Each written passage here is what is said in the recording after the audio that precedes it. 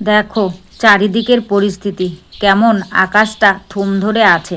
আসলে কি বলতো, কাল সারা রাত ধরে মুষলধারে বৃষ্টি হয়েছে।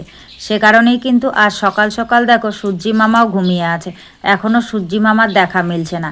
আর চারিদিকটা অনেকটাই পরিষ্কার হয়েছে, কারণ বৃষ্টিটা হয়ে গিয়েছে তো, সে কারণেই কিন্তু অনেকটাই পরিষ্কার হয়েছে।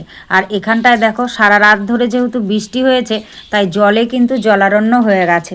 এই জায়গাটা যেহেতু অনেকটাই নিচু, সে কারণেই কিন্তু বৃষ্টি হলেই এখানে জল জমে যায়। তবে সামান্য বৃষ্টি হলে জল জমে না, যখন মুষলধারে বৃষ্টি হয় তখন কিন্তু জল জমে যায়। তো আজও প্রতিদিনের মতোই কিন্তু সকাল সকাল ঘুম থেকে উঠে পড়েছি। ঘুম থেকে উঠে ফ্রেশ ট্রেশ হয়ে কিন্তু একদম বাসিঘর ঝাড় দিয়ে নিয়েছি। ঝাড় দিয়ে নিয়ে সোজা রান্নাঘরে চলে এসেছি। রান্নাঘরে এসে আগে দুধটা গরম করে নিলাম, তারপর একটুখানি চা করে নিলাম। আর কাল রাত্রিরে কর্তামশাই রুটি খাবে বলেছিল, রুটি বানিয়েছিলাম, একটা রুটি বেঁচে গিয়েছিল। সেই রুটিটা ছিল, সেই রুটিটা দিয়েই কিন্তু সকাল সকাল আমি চা খেয়ে নিচ্ছি। আর জানো তো, কাল রাত্রিরে ভাত খাইনি, সে কারণেই না সকাল সকালে খিদে পেয়ে গেছে। তাই আগে কোনো কাজকর্ম করার আগেই কিন্তু আমি একটুখানি চা করে খেয়ে নিলাম। আসলে কি বলতো, কাল রাত্রিরে একটা রুটি আমিও খেয়েছিলাম, ভাতটা তার কোনো কিছুই খাইনি। একটা রুটি খেয়ে আর কোনো কিছু খেতে ইচ্ছে করছিল না। সে কারণেই সকাল সকালই এতটাই খিদে পেয়ে গেছে, দেখি পেটটা কামড়াচ্ছে, আর থাকতে পারছি না। তাই কিন্তু চা করে যে রুটিটা ছিল সেটা দিয়ে চা দিয়ে সুন্দর করে খেয়ে নিলাম। খেয়ে টেয়ে চলে এসেছি রান্নাঘরে, কারণ কাল রাত্রিরেই কর্তামশাই বলে রেখেছিল আজ সকালের খাবারের জন্য উনি রুটি খাবে। তাই দেখো আমি কিন্তু আটা মেখে নিচ্ছি রুটি বানানোর জন্য। আর কি বলতো, আজ আর অন্য কিছু করব না, শুধুমাত্র রুটিই করব সকালের খাবারের জন্য। মেয়েও খেয়ে স্কুলে যাবে, এটাই। তো যাই হোক, আটাটা মেখে নিয়েছি, মেখে কিন্তু রুটিগুলো বেলে নিয়েছি। বেলে নিয়ে এখন সুন্দর করে রুটিগুলো সবগুলো কিন্তু একে একে আমি ভেজে নিচ্ছি। আর রুটি ভাজা হয়ে গেলে তারপর খালি রুটি তো চা দিয়ে খেতে পারবে না, আর কর্তামশাই চা দিয়ে রুটিও খেতে পারে না। তবে আমার কিন্তু চা দিয়ে রুটি খেতে বেশ ভালোই লাগে। তো রুটিগুলো বানানোর পর আমি কর্তামশাইয়ের জন্য কিন্তু বানিয়ে নিচ্ছি একটুখানি ভুজিয়া। আর দেখো পেঁয়াজ লঙ্কা কেটে দিয়ে দিয়েছি, গরম তেলের মধ্যে পেঁয়াজ লঙ্কাটা কিছুটা ভেজে নেব। ভেজে নিয়ে তারপর এই দেখো টমেটো কুচিয়ে রেখেছে, এই টমেটো দিয়ে ভুজিয়া বানাবো। আর টমেটো দিয়ে টমেটো দিয়ে যে ভুজিয়াটা বানাই, এই ভুজিয়াটা দিয়ে রুটি খেতে উনি খুবই ভালোবাসেন। তাই বলেছেন ভুজিয়া দিয়েই রুটি খাবেন। তাই কিন্তু রুটিগুলো বানিয়ে নিয়ে আমি কিন্তু এই যে ডিম ভুজিয়াটা বানিয়ে নিচ্ছি। আর দিয়ে দিয়েছি 2টো ডিম, কারণ যেহেতু মেয়েও খাবে, একটা ডিমে হবে না, সে কারণে ডিম কিন্তু আমি 2টো দিয়ে দিয়েছি। তো যাই হোক, সকালের খাবার দাবার কমপ্লিট করে নিয়েছি। কমপ্লিট করে মেয়েও ঘুম থেকে উঠে গেছে, মেয়েকেও রেডি সেডি করিয়ে দিয়েছি। রেডি সেডি করিয়ে একটুখানি ডিম ভুজিয়ার সঙ্গে একটা রুটি খেয়েছে। মেয়ে খুব বেশি রুটি খেতে পারে না, একটা রুটি খেয়েছে। খাইয়ে দাইয়ে ওকে স্কুলে পাঠিয়ে দিয়েছি। আর কর্তামশাইও খেয়ে দিয়ে ডিউটি বেরিয়ে গেছে। তো এখন কিন্তু আমি বাদবাকি কাজকর্মগুলো করে নিচ্ছি। এখন আমি বিছানাটা গোছাতে এসেছি। আর দেখো চেয়ারটা কিন্তু সামনে টেনে নিয়েছি, কারণ আজ একটা স্পেশাল দিন, এগুলোকে আমাকে গুছিয়ে গাছিয়ে রাখতে হবে। তো কি স্পেশাল দিন, সম্পূর্ণ ব্লগটা জুড়ে তোমরা সাথে থাকো, আর অবশ্যই কিন্তু তোমাদেরকে জানাবো। তো চলো বিছানাটা গোছাতে গোছাতে নিজের পরিচয়টা দিয়ে নিই। শুভ সকাল আমার প্রিয় বন্ধুরা, সকলে কেমন আছো? আশা করছি যে যেখান থেকে আমার এই ভিডিওটি দেখছো সকলে ভালো আছো, সুস্থ আছো। আর আমরাও খুব ভালো আছি। অরুণাচল প্রদেশের এই ছোট্ট পাহাড়ি গ্রাম থেকে আমি মামনির সংসারের আরও একটি নতুন ব্লগে তোমাদের সবাইকে স্বাগত জানিয়ে তোমাদের সবাইকে সাথে নিয়ে আজকের ব্লগটি শুরু করে দিয়েছি। আমি আশা করছি আজকের ব্লগটিও তোমাদের খুব ভালো লাগবে, তাই সম্পূর্ণ ব্লগটি জুড়ে আমার সাথে থাকার অনুরোধ রইল।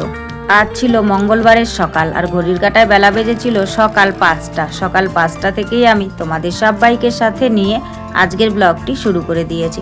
যারা নতুন এসেছো, আমার ব্লগটি যদি ভালো লাগে প্লিজ একটি লাইক করে চ্যানেলটি সাবস্ক্রাইব করে আমার পাশে থেকো।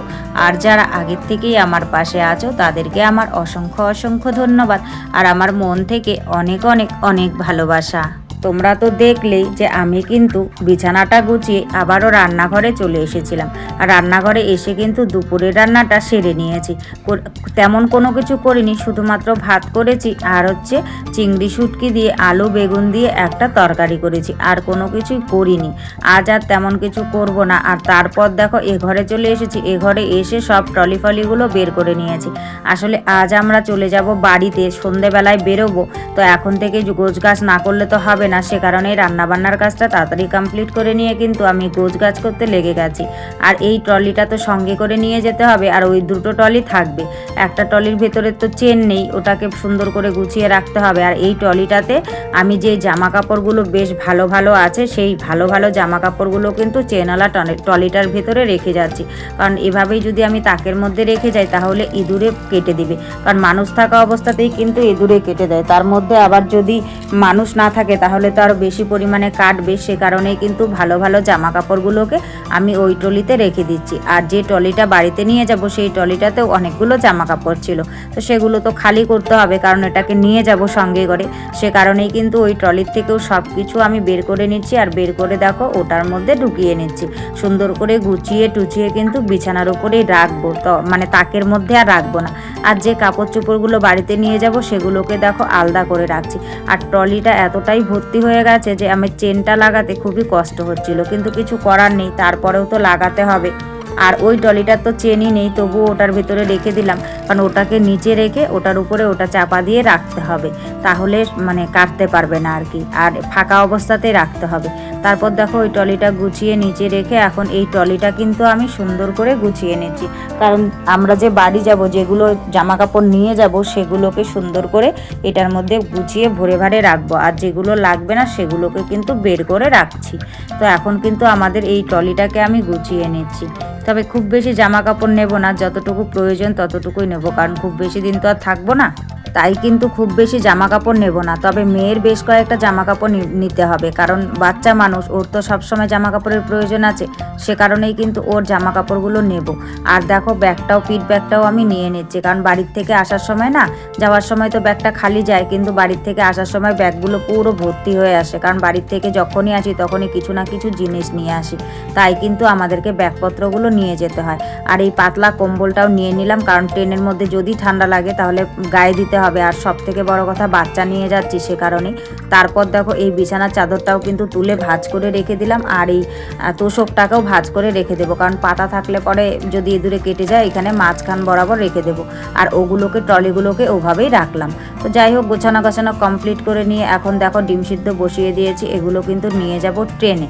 তারপর দেখো যাওয়ার সময় আমাদেরকে অনেক কাজকর্ম গুছিয়ে যেতে হয়, কারণ কি বলো তো, ফাঁকা রেখে যায়, আর এখানে না বাইরে জিনিসপত্র রাখলে পরে আর বাইরের জিনিসপত্রগুলো এসে পাই না, থাকে না, সে কারণেই কিন্তু সব জিনিসপত্র আমাদের গুছিয়ে গাছিয়ে রাখতে হয়।